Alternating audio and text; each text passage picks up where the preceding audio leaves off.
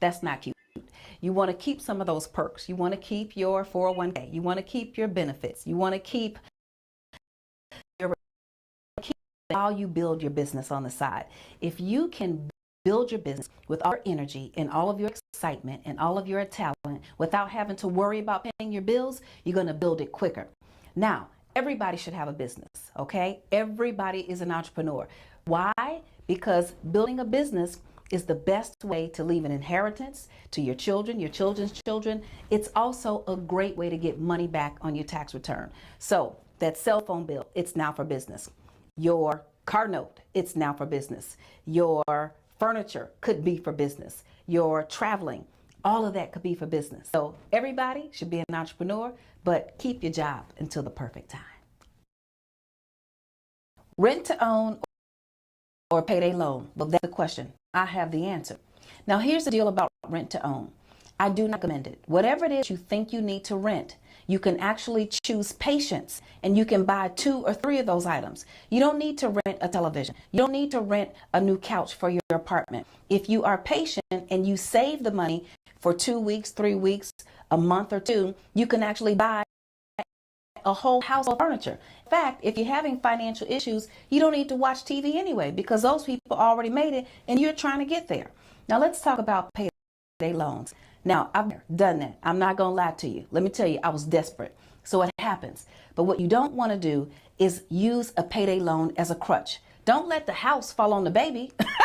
Don't do that. So if you need a payday loan in an emergency, go and get it. But if you don't, once you're done, make sure that you pull your finances together in your payday loan battle. Okay, so today's question is, how do you make it back from rock bottom financially? Woo! We have all been there and done that, haven't we? The first thing you have to understand is this. More money does not solve a money problem, because if it did, millionaires wouldn't go bankrupt. If more money could solve a money, you'd never have a bankrupt millionaire, you'd never have a bankrupt billionaire. So what do? The first thing to understand is you must spend less money than you make. It's the only way to win the money game. So how do you do that? Live by the 10-10-30-50. The first 10% you tithe to your church, give to whoever you want to, but you must do it. It might not make sense, but it works. I'm telling you. The next 10% you save. Yes, you must save, not just for a rainy day, but also for a come up. I'm going to tell you about that. The next 30% is cash in your pocket. So you will not be subject to a spending addiction, spending more money than you have available. And the remaining 50% is for your bills. So if you want to come back, live by the 10-10-30-50.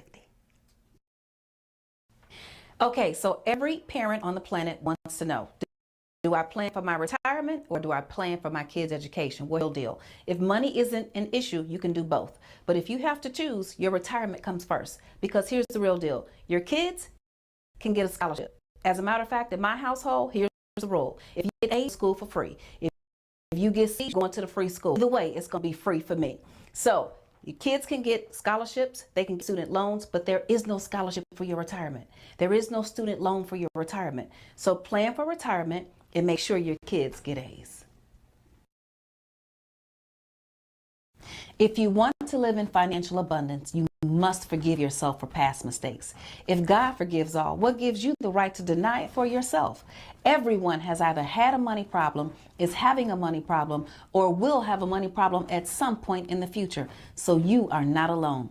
Beating yourself up, crying over spilled milk, or avoiding what you created will not change what happened. What you do next is the best thing that is on your side.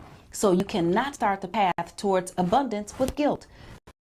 Forgiving yourself is not to be confused with arrogantly disregarding your mistakes.